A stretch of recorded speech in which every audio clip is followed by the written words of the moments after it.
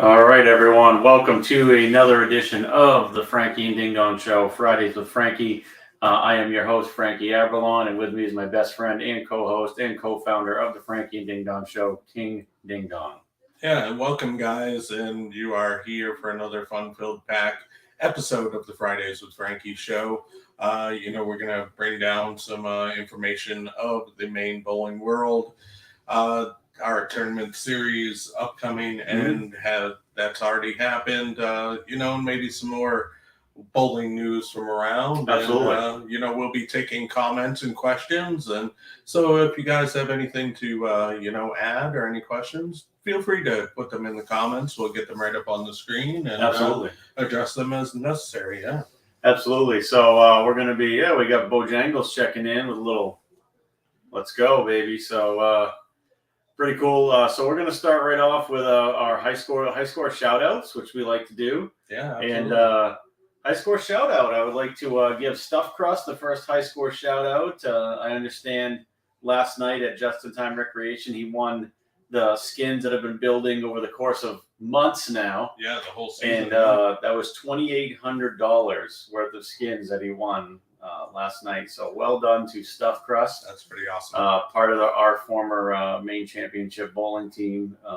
Catalina Wine Mixer. That's right. And we're going to be bringing that team back to the States once again this year, and just like we have.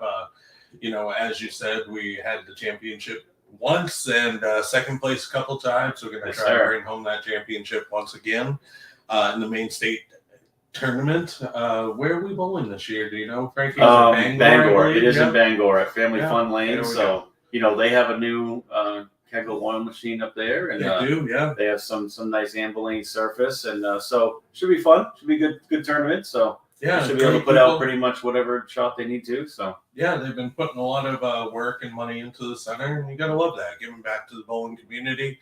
Long-time staple there in the Bangor area, Family Fun. Yeah, the Mucci family are great people. Angelina, Andy, the whole family, really good people. Absolutely. So we got some more comments coming in. We have Sunny D coming in hot. So we're trying out some new graphics tonight. You'll notice on your screen we have the little subscribe button, our little Facebook like for the Frankie and Ding Dong Show. If you haven't subscribed to our YouTube channel, do that. The Frankie and Ding Dong Show. All you have to do is type that into YouTube, subscribe, you're there. Go to our Facebook page. Obviously, if you're watching the video, you're on our page. But if you're watching it on the Twitch stream, so if you're on there, definitely give us a like and a shout out. So we got some different graphics on the screen, a little different color on the Fridays with Frankie. Let us know what you think. What do we got? Gutter Boy coming in here with a funky face. Good for him. Good for Gutter Boy. Yeah. It's good to see Gutter Boy comment, though. I don't see him comment in there too often. He just had a birthday, I think, last week. So happy late birthday. We got to bowl with him on his birthday at the Scotch on the Rocks. So Scotch on the Rocks. That's coming up too. So any other high score shout outs that anyone else has, please make sure you let us know. And we'll get to them. We'll get to them. I believe Nate Boothby just had a 300 in Augusta this past week. And someone else up there had one too. Who was it? That's where someone else shot a 300 up there, but I can't remember now. I'm not drawing a blank. I know that anyone that bowls up there, who else shot a 300 this week up in Augusta? I know Jelly Swirl, after bowling the Scotch on the Rocks tournament, went and shot like almost 700 at Just in Time, like that same night or something like that. Here we go. We got 803 for Kenny Moore. I'm assuming that was at Just in Time, Sunny D. 803 for Kenny. Wow, nice. Oh, and we have Nesquik coming in hot. Nesquik wearing a Frankie and Ding Dong Show jersey. First tourney. Woo. Yeah, absolutely. Was fun. You guys were right there near the cut number, in the cut number at the beginning. So it was awesome to have you and Sauce Boss there bowling with us. We had a great time. So always good to see you guys for sure. So thank you for coming and supporting the event. So that was really cool. Yeah, and I know we're going to get to this coming up, but that just goes to show you, like, every style was in play in that tournament. And when you make them really, really tough, it doesn't help the better bowlers. It actually helps the lower bowlers get closer to the better bowlers and brings the whole field together. Yeah, it brings that cut number down a little bit. It kind of levels the playing field quite a bit. And makes spares really important. Spares matter. Leaving makeable spares, especially in a Scotch doubles tournament, matters. But we're going to cover all that here pretty quick. Josh Delfonso did say that last night at Just in Time, Kenny Moore, 803. So nice. Congratulations to Kenny. And yeah, that's great. And we have Josh Stefano saying Bryson shot a 780 last night against him. Wow, the scores were high last night. Yeah. And Nesquick saying straight bowlers. Straight bowlers, yeah. Straight bowlers had the nuts. That's awesome. Kinda, yeah. If you're in here, share these at the same time. We'll get as many eyeballs in here as possible, as many comments. We love getting all of our comments on the screen, talking back and forth with everyone. That's what it's all about. We love, interacting and getting as many people involved in the sport, talking about the sport, Absolutely. Whatever we can do at any point. So, all right, let's get right into the nuts and bolts of it here. The Scotch on the Rocks recap. Ding dong, we're going to put the oil pattern up on the screen here. What a pattern. Yes, what a pattern, and what a pattern it was. Yes, here it is on your screen, folks. There it is. It was a max ratio of 2-to-1, basically, on this pattern, and just the track area, absolute torch. Outside was so much oil. And then we could have bowled 300 games on that pattern, and the outsides wouldn't have broke down. So no, not at all. The middle had that little bit of shim, a little bit of hold, and you kind of had to play it across the lane into that shim to, the deeper you went, the better it looked. Gutter was completely out of play unless you were shooting a corner pin. But it was, I bowled a lot of tournaments. I bowled many thousands of tournaments over the years. This is probably the toughest oil pattern I've ever bowled on. And that's not an exaggeration. Like, that's not made for a fact. It's not just because we made it. The scores bear that out. Speaking of which, by the way, here's the score sheet right there. There it is, folks. Minus 281 for 6 games. Was the cut? Was the cut.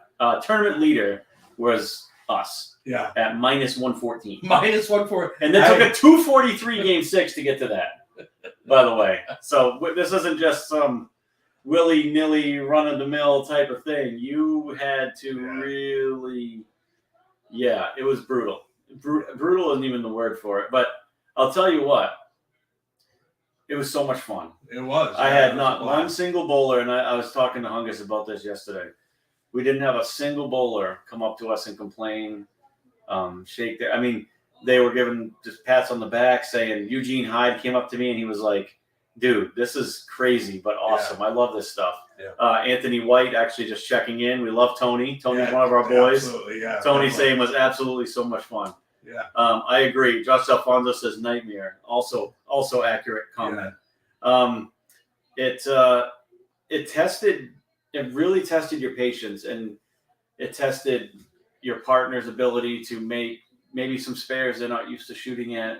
Absolutely. Cleaning up messes, 6 count, 7 count first balls was not out of the question, or lower. Yeah. And could you minimize the damage? I mean, we had a team with putt and flatline that shot an 85 game 1 and a 116 their last game and still made the cut. Yeah. Because their middle 4 games were good enough to get in. Good enough, but like only in the 170s to 180s. Yeah. I think 190 maybe. Well, yeah.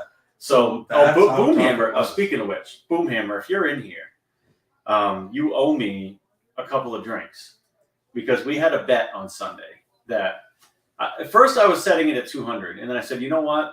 I'm going to give you a better chance to win this bet. I told him that there would be more games under 100 than there would be games over 190. Now, that sounds ludicrous and stupid when you're crazy. I'm just, with the caliber of bowler we had. We had the tough shots we bowl on normally. Yes. That don't even touch how tough this was, but. So, Gutter Boy says, good luck getting shit out of broom handle. So he took the bet, no problem. Yeah. And it was a 2-to-1 win for the scores under 100 compared to 190. So I think it was something like 12-6. Yeah. So that is I won that bet going away. After game 2, I knew that was pretty good luck in the book. So, yeah. You know what? I'll get it out of him. You know what? If he's going to be there Sunday, he is going to be there Sunday, I'm pretty sure. Yeah. Only one team had multiple 200s. It was not us. I think we only had one 200. We only had one. There was, we had multiple if you count in the match play and stuff. Right. But I don't know about qualifying. I don't think we only had one game over 200.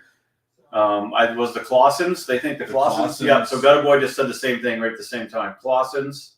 The Clausens. They were the only one, right? 2 games during qualifying over 200. Yeah, they were the one. One of them was in the 230s. Yeah. Josh did say Clausens. Yeah, that's correct. So, so it was brutal. It was fun.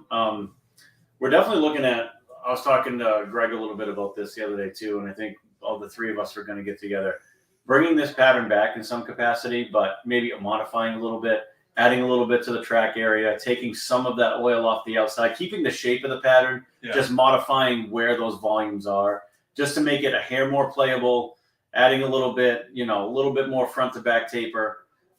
So just, I love the shape of the pattern and I love the brutality of it. I think we could bring it so that we actually could see people breaking down the pattern in a way that you could actually see it become a little more scoreable. So, but I love the brutality of it. It was so much fun. And the thing of it is that's really crazy about it, Frankie, is if you look at the pattern, it can be adjusted so that like it could be totally wide open scoreable, or it could be like we made it and be totally awful. Right. Like, I mean, guys, anything in between, really. Beefy burrito was tough, this. Yeah, just put beefy burrito in the rear view. I think so, yeah. I think beefy burrito, we had the cut at minus, I think it was like minus 140, 124, which was almost leading this tournament. The cut, right. Yeah, that was almost leading this tournament. Yeah. So, but on the recap, the big check, we got a new big check. This will be the new big check that we give out for our winners to hold each tournament. And you and I, baby, coming through the win. That was fun. It's been a while since getting a tournament win, and it was a good time. Definitely out of my comfort zone, moving in and playing almost sixth arrow with a purple hammer and basically just letting it roll and almost fade to the pocket. Pretty good look.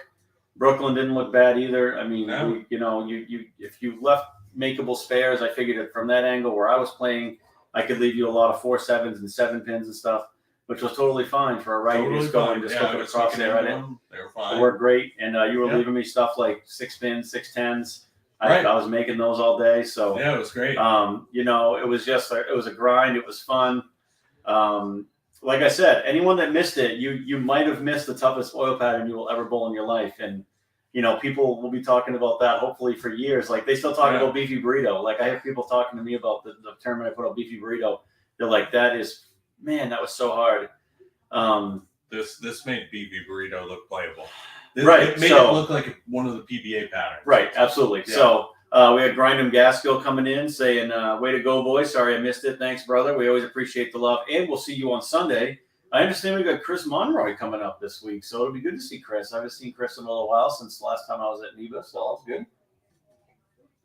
Josh Alfonso, Sunny D, yes, I had fun in the booth. I need some polish, though. That comes with more experience. We appreciate you coming in. I listened to the telecast actually a couple of times now. I thought you and Crazy Train and then Right Russian was in there for a while, too. I thought you guys did a really good job. I thank you while we were bowling. It was so funny hearing Crazy Train saying, I have no idea how Frankie's using a purple hammer because I couldn't get mine to go more than 10 feet. So that was kind of funny. So, but no, thank you so much. Sunny D did a great job, brother. And so did Crazy Train. And you guys are welcome in the booth anytime, for real. Derek Mishu, how you doing, Derek? Says, what's up, guys? Not much, buddy. Good to see you in the chat. And hope you're enjoying the show tonight. So, yeah, Scotch on the Rocks recap. Tough, brutal. We got to bowl our Sharks teammates in that first round. That was fun against DDJ and Sparkles. Good to see them get in. And then we had our BC Bowler teammates there, Sex Caliber and Slow Ride, make the cut as well. So it was fun. There was a bunch of different styles that made the cut. We had young two-handed bowlers. We had me and you, a lefty-righty, some tweeners, some strokers, a couple of power players. I mean, we had the Clausens making it, the husband and wife team. I mean, literally like a smattering of different people out of each teams. And that's what we wanted. It brought every style into play.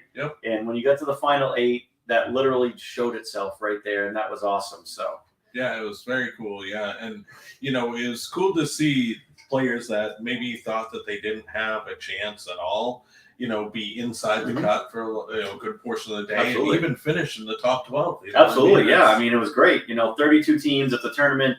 We really love that tournament. Will definitely continue.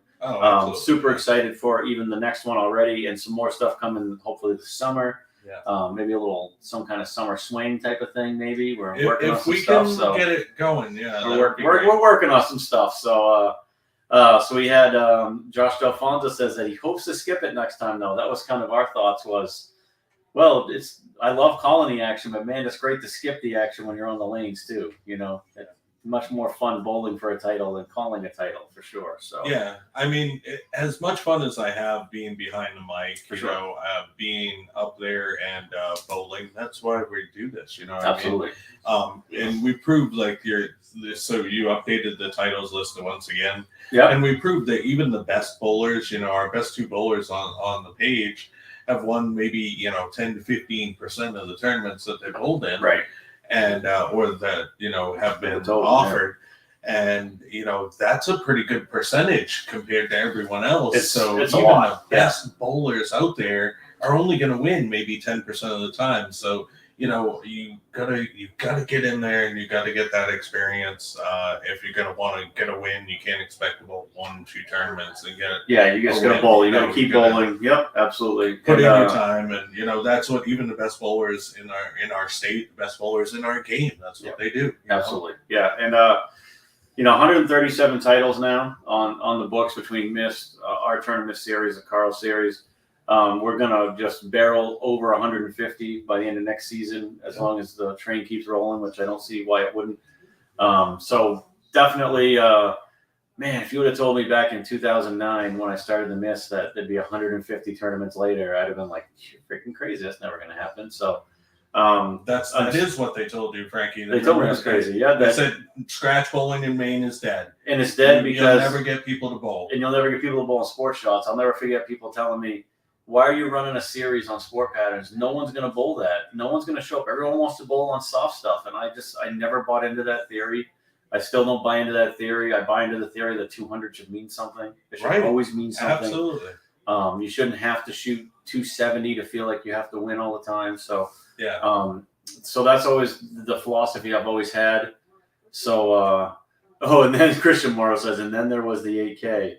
Yeah, that's coming up. You know, that was, you know, I knew that was coming.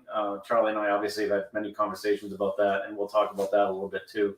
But yeah, so Scotch on the Rocks, we'll get done with that recap. Great tournament. Thank you everyone for all the love. It was nice to get a win, for sure. And but the next thing I want to talk about was KDD. He dropped the info today that he got his bronze level certification officially. So congratulations to King Ding Dong. That's awesome news. Thank you. More knowledge can go out to the bowlers on the lanes. Now we have a silver level coach in the shop, Jimmy Clark, and a bronze level coach in the shop with King Ding Dong. So congratulations, buddy. Yeah, thank you so much. You know, it's been quite crazy lately. You know, Brooke, with all of her bowling, her schooling, and you know, health issues. I just lost my grandmother a few weeks ago that I was really close with. So, you know, I've had a lot going on, and it was nice to break up that a little bit and go to that bronze level class with Rick Wiltie down at the KWT Training Center.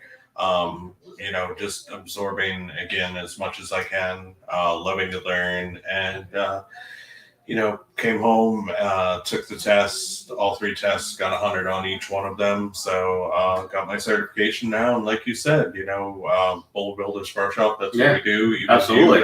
As the level 1 coach, you know, we have all of us in there, you know, kind of embracing the knowledge and trying to just give back to the bowlers. And I think that's what we do on our series, and it shows. For sure. You know, I mean, absolutely. Bowling is given to us, and now it's our time to give back, and that's why we're here. You know? Absolutely. And I just want to say congratulations. And we got some comments pouring in. Robert Rooney says, way to go, KDD.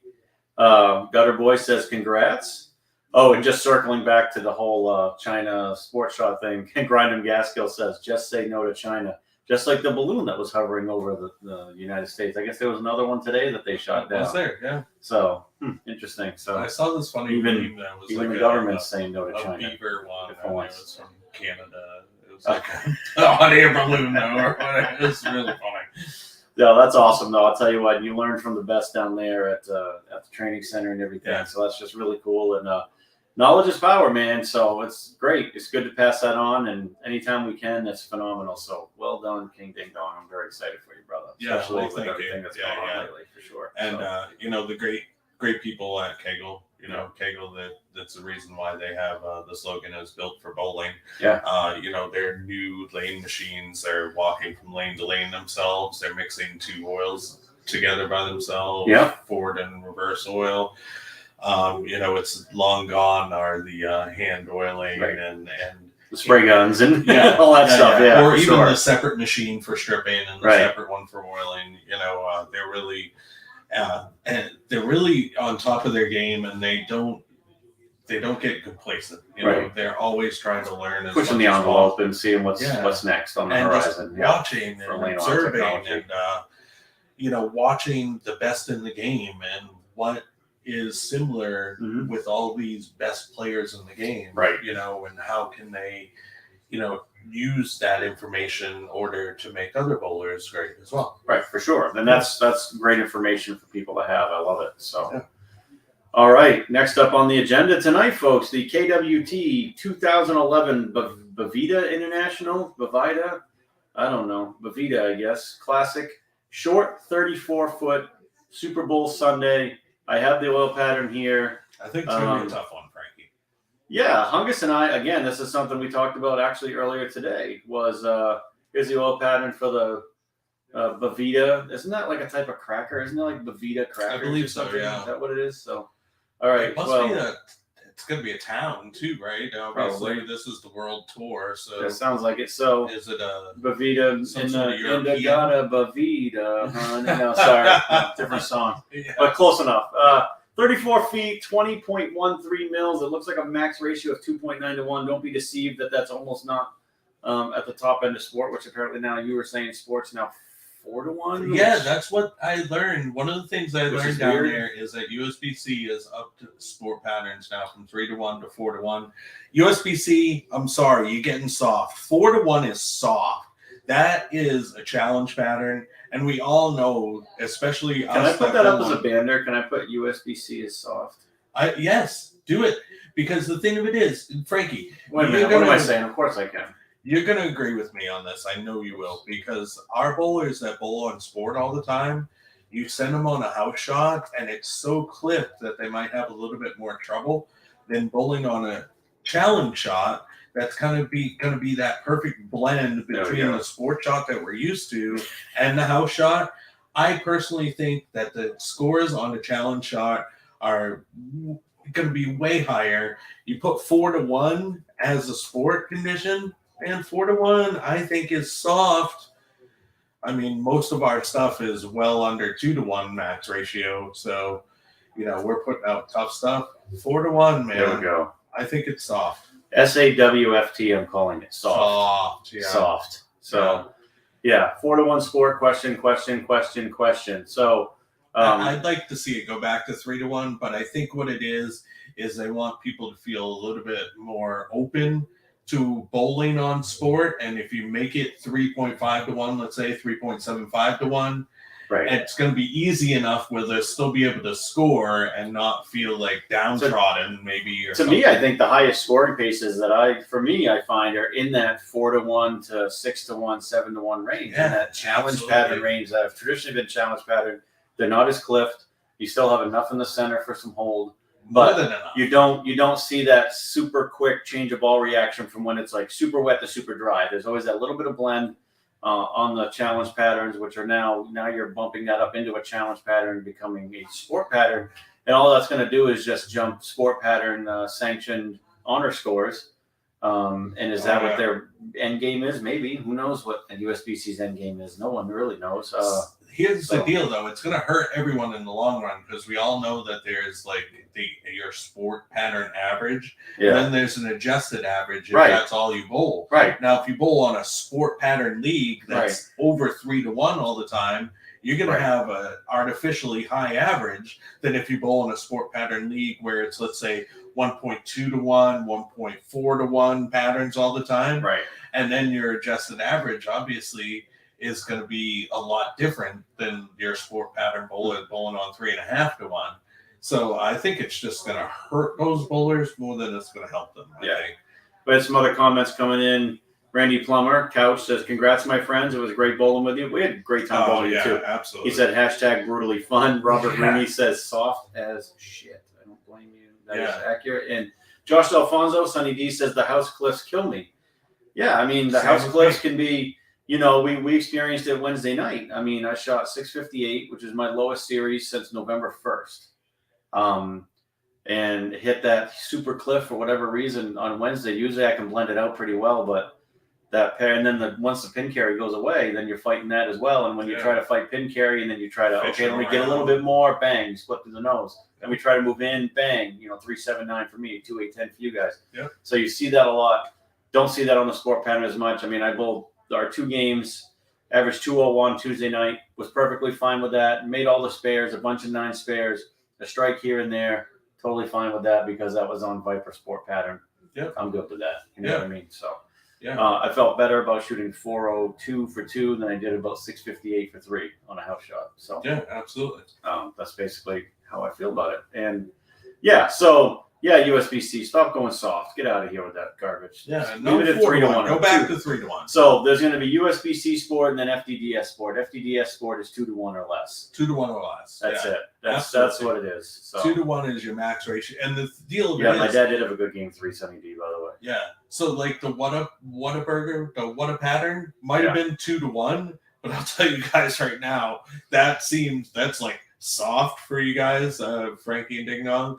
This 2-1 was not soft, folks. Robert Rooney making a great point. KDD makes a really good point. Not only is it going to hurt bowling in general, it's really going to hurt us local tournament directors on what average do we give bowlers coming in. Absolutely. And then you have to decide on re-rates. How do you handle that? Do you use tournament averages if people have over a certain number of games like they do at Open Championships? Like for me now, I have obviously 27 games in the Open Championship, so that's what I use for my average rather than my league average. Right. Our tournament director is going to have to start going to that as opposed to what kind of sport pattern are bowlers bowling on and getting averages from as opposed to a league pattern or whatever. So yeah, it makes a good point. I mean, Robert, I agree with you. It's definitely going to make it hard. Or you just don't sanction your tournaments. It's what we do. So, yeah, that's true. Then you don't have to worry about it. Yeah. All right. So then we're going to go into our next one. We're talking about, so what do you think? Okay, we talk about cut scores and stuff. I was way off with my prediction on ours. I said minus 60. It was minus 65 after 1 last week. So to be fair, I thought you'd be able to bounce it off of the track and be playable. And if one of the partners could find a look, at least you would think you'd be able to kind of hit a little bit here and there. So and you were taking 18s out of 32. So I was like, no, but no, I was way wrong on that. So let's get some predictions in the comments section. You just saw the pattern up on the screen. 20 mils, 34 feet. By the way, here's your arsenal for the tournament on Sunday. Yeah. This is all you're going to need. 34 foot, 20 mils. Purple. This will probably be too much. Maybe the attitude control behind me, but lots of purple. You too might get a little play. That's going. It's a tournament. It's going to be in the bag. Just because if I need something a step down from the purple, I'll have the purple. I got this. I got the double cross. Double cross, which flares more. Right. And then the U2 is the step down. That's the U2's got that vintage, oil and vintage. It does. It probably has some Holiday Lanes oil in it. Yeah. Oh, that would be that's awesome. All right. So, so we have a stacked field. Like there is a very strong field for this tournament. Oh, absolutely. Taking 16 bowlers. I'm going to put the cut. I think Hunger City thought it was going to be one of the harder ones. I agree just because of length, but the urethane, we were just watching the Springfield tournament. The PBA was bowling. Which is a 34-foot wolf. And by the end of game 3 on the block, out of a 6-game block, or actually beginning of game 3 almost, guys were getting into resin and bouncing it like it was a 40-foot house shot. I saw that, yeah. Because the urethane had just pushed so much down the lane, it actually made it a little easier for guys to get into resin and start bouncing it. I think you may see on the right side, maybe not as much on the left without the traffic. You can see the righties getting into resin, bouncing it, and someone popping off game 3 or game 4, at 250, 260 to launch themselves up into the cut that maybe they weren't, which brings that cut number up. I'm going to say it's going to take minus 40 to get in. I think minus 40 to get in. Tournament leader, I think there might be a guy who runs away and hides at like plus 100 in that, plus 110. But I think minus 40. That's my prediction. I was thinking minus 45, so I was right in that area as well. Sorry, Gaskell says, how much urethane is too much urethane? There's no such thing. It does not exist. Look at my shirt. It doesn't exist. There's never a thing as too much urethane. So what were you saying, minus 45? I think going in that range? I was thinking minus 45, maybe minus 47. Anthony White thinks it's going to be real low. He says negative 76. I'm just kidding. He says this is negative 76. So he's saying minus 76. Sunny D going with the Frankie copy here with the minus 40. I like it. I'm digging that. If we both do that, we both have to do a shot together. How's that? If we get that on the number, and we have to do that on camera. Hit it on the nose. We'll do another Scotch because I did Scotch at the Scotch on the Rocks. The Scotch on the Rocks. I put a photo up today. Yeah, me, Sparkles, and DDJ did our Scotch, and we got some Oban, which was great. It's a great Scotch blend. So, Couch coming in hot, minus 12. Wow, you think it's gonna be a high cut? Wow. Minus 12. Yeah. Sunny D's in for the Scotch, by the way. He says yes, perfect. Robert Rooney says minus 56 and purple for the win. He's even calling the ball for the win. Wow, perp daddy for the win. Right. Well, I like that. I like my chances then if he's calling a purple to win because let's face it, probably half of the field is going to have a purple in their bag. You know what I mean? So that means half the field is not intelligent. Is that what you're saying? Yeah. I'm just kidding. I'm just saying that half the field. Well, part of them might be storm guys, so they're going to have the pitch slacks, right? Yep. Or maybe a fast pitch. And then part of them are just going to try to play too far left. And Robert Rooney playing my odds. That's good odds. Yeah, no, I like it. So, all right. So we got some predictions coming in there. These are now set in stone for the rest of eternity. You can't change your mind at the last minute. Sorry. And we'll have to. Someone nails it. To be quite honest, I might not use your thing. I might use my archetype. Yeah, that looked good. I mean, you bowled great on Viper on that thing. That's 36 feet. Yeah. I mean, 36 and 34 can be a big difference. I know it's only 2 feet, but man, once you start shortening up, 2 feet is a lot. Yeah. Especially 20 mils. Viper's got a lot more than that. What are we, 25 on Viper? 26? Yeah. I was just thinking get it to roll forward instantly. I mean, it could. I mean, I've used that strategy. I think the one behind me, that conspiracy scheme, I sand it out to 500, and that thing rolls urethane-ish. Right. So even that, I'll have my MV Tour with me. We'll get to those balls in a minute. But that ball kind of, on Viper, was pretty good. Like, I think if I was just off on a lane 3, 7, 10, when I'm going to go there. Those 4 balls are so great because they don't they have the motion, but it's not a sharp motion. It's smooth and continuous. Agreed. I like the motion of that ball a lot. I think once I dial in the surface for whatever pattern I'm using it for, because I will play with the surface a little bit just to see just what I do. Yeah. I never leave the surface alone. So I usually break the surface on new balls like instantly, but I have tried this one at the box finish. So all right. Thank you to Brunswick Bowling for providing a raffle ball. You talk about it like it's so dirty. It is. It's like, so, like these engineers know what they're doing, right? All right. Well, it's not a vehicle engineer where you're going to take the bumper off to change the headlight. That's true. Yeah. Yeah. So, thank you to Brunswick Bowling for providing a raffle ball again for this tournament. This month is the Defender Hybrid HK22 ball. That ball is impressive. Super good looking piece of equipment. We sold a bunch of those. Yeah. That ball is just it's really good. It has the dot technology, has dynamic core, has the trifecta, the ride and dirty trifecta.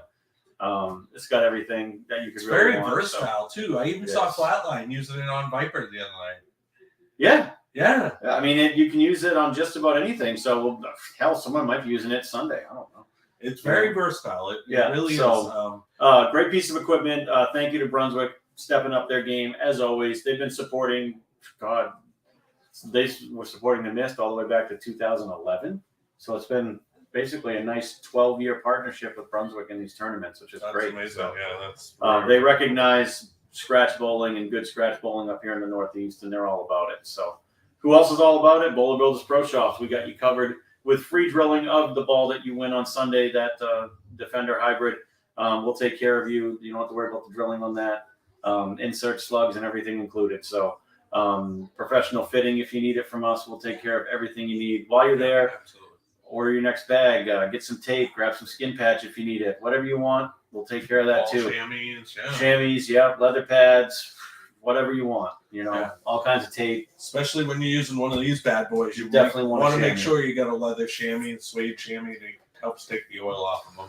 Yes, it does. Absolutely. You definitely need that. So, upcoming release, real world info. Now, there's more releases that are obviously coming out, but the two that King Ding Dong and I have had experience with over the past week or week and a half, the track archetype for you. Yep. And the Hammer Envy Tour for me. Let's start with you, King Ding Dong. What have you seen out of the track archetype, which is their new asymmetric solid? So I went with a kind of a longer pin. 5 3/8, right? So 75 by 5 3/8 by 30. Yeah. So kind of a longer pin. It does cut down the flare a bit for me.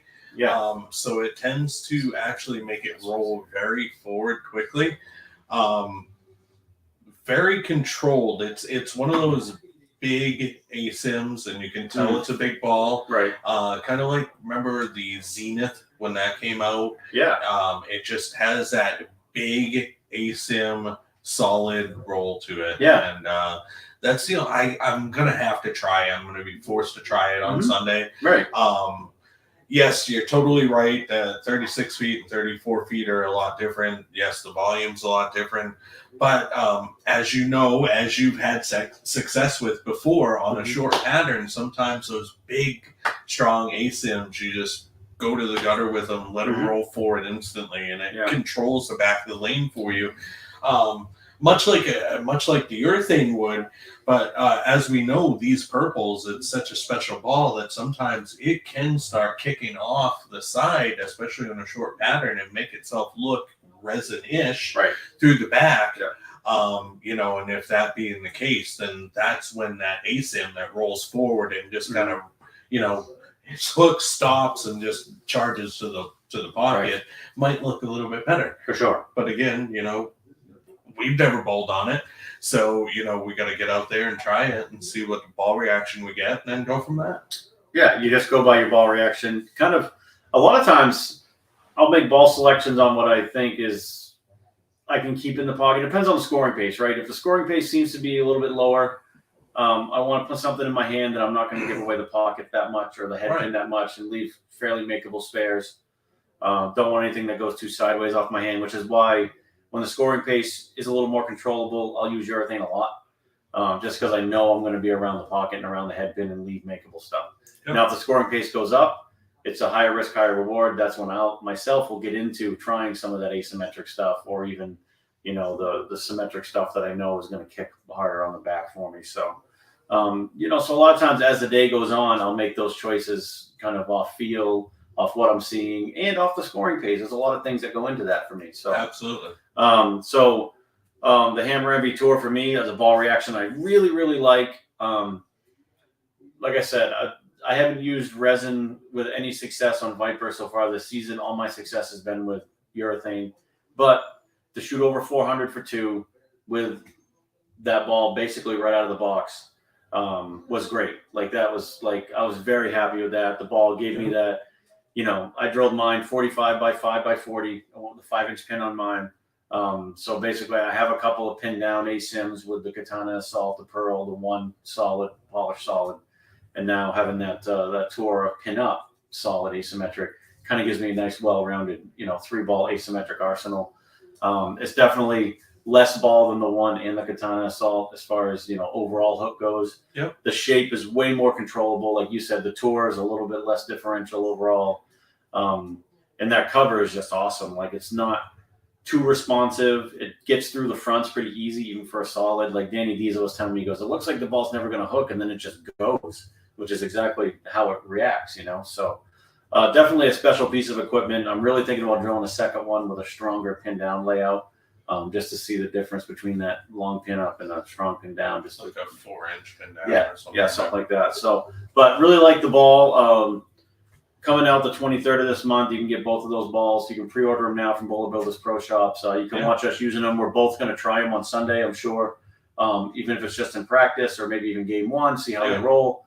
Or as the urethane goes down the lane, maybe that archetype, a little bit of push, actually will roll even better. So you never know. I mean, you don't know. You don't know until you get out there and throw on it. So yeah, I didn't start with it Tuesday night, and that was a bad mistake. Once I switched to it, it was pretty much money. Yeah, and that looked great. I got to 230 game 2 with it, so it looked all right early on the house shot, even at Spare Time Portland. Yeah, early, and then obviously the ball was just too big, and it just was just too early.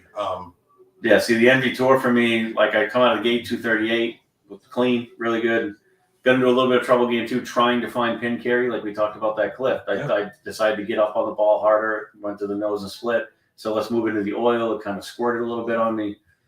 Then game 3, I decided to just move in, bang it, get it down lane late with like the Bigfoot hybrid.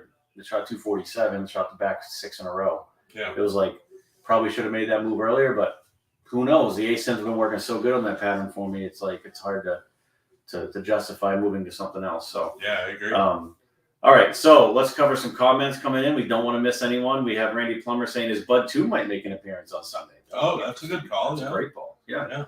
Yeah. Jim Griffin, congrats, King Ding Dong, on becoming a bronze level coach. And Jim also saying congrats to us for winning the Scotch on the Rocks. So thank you very much, Uncle Jim. All right, don't forget the tournament. Well, for Sunday for the KWT Bevida 34 will be on tournamentbowl.com. It's all set up there now, ready to rock and roll. We will have $5 brackets for games 1, 2, and 3. $10 high game pot covering all 4 games, and all the action will be on the Frankie and Ding Dong Show Facebook channel. All streaming done by FDDS. It's wonderful. It's great. We love it.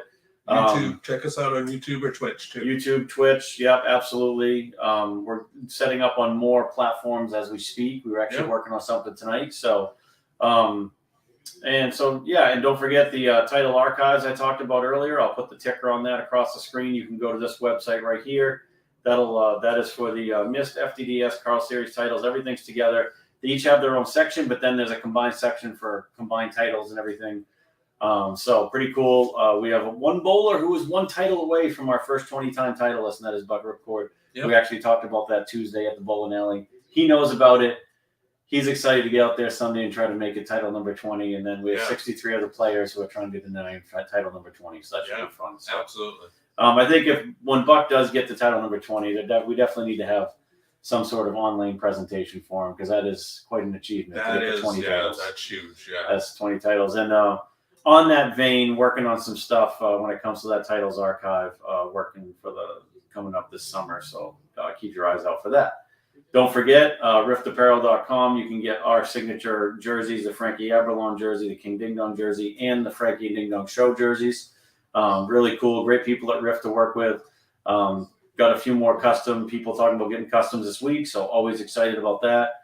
So don't forget, Sunday it's $1,000 to the winner. Yeah. So that's really cool. So and then don't forget about the points. I mean, and you want to qualify for that year-end tournament in April. I think it's top 24 in points get in. So usually that's what it is. Yeah. So you definitely want to be in there. If you've been bowling all season, you have a better chance. Obviously, if you more tournaments you bowl, like we were talking about, you have better chances of not only bowling better, but accumulating points for the season-ending tournament as well. So the higher you finish, the more points you accumulate. So, and that should be it. That's pretty much our show tonight, folks. We covered everything as far as I know. Any more high score shout-outs? No last-minute ones coming in. I don't see anything in the comments. So we're going to pretty much wrap this bad boy up. That's our usual. We're at 43 minutes. We're usually between 30 and 45. So we're pretty happy with that. So I hope you guys like the show tonight, like some of the new formatting we had on the screen for you.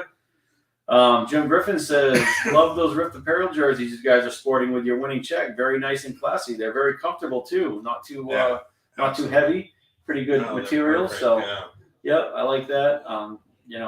As someone who, when I bowl, you get hot. So and we've had jerseys from almost every company. We have quite a few different ones. Yeah. And some of them are just not comfy. Yeah. Some are great. A few are great, but man, some of them are super hot and thick, and you just don't want to deal with that. So I found that all of my Rift ones, they're not I haven't had an issue thick. I haven't had an issue with it. So uncomfortable at all. They're really comfortable, flowing, nice material. The graphics have held up very, very well. They're all dye sub. And these people, if you want a custom jersey, man, they can take care of you. Yeah, Rift Apparel, great people. All right, thank you everyone for tuning in tonight. We're going to be at the tournament live on Sunday. We will have all the action for you after qualifying, right around 1:00. Anthony White says, "Where's mine? You got to order it, brother. You can get it from riftapparel.com. Yeah. Tell them you're looking for a Frankie Aberlon Skull or Zombie or a King Ding Dong Lighthouse or Crown, or are you looking for an FDDS signature jersey? So Jim Griffin can says, look good like luck bowlers Nesquik. on your next tournament. Nesquik. It'll be Sunday at Bayside Bowl. Check-in is at 8 o'clock. Tournament bowling's at 9. Don't forget $75 cash only on site, $10 high game pot, $5 brackets, $5 chances for the Brunswick Defender hybrid bowling ball. So for King Ding Dong, I am Frankie Avalon. Thank you, everyone, for tuning in tonight. We appreciate you all. We love you all. Stay nice to each other. Get the kids in the center, as you always say. And just be good people, man. Be good people, and that's what it's all about. So love you all, and have a good evening.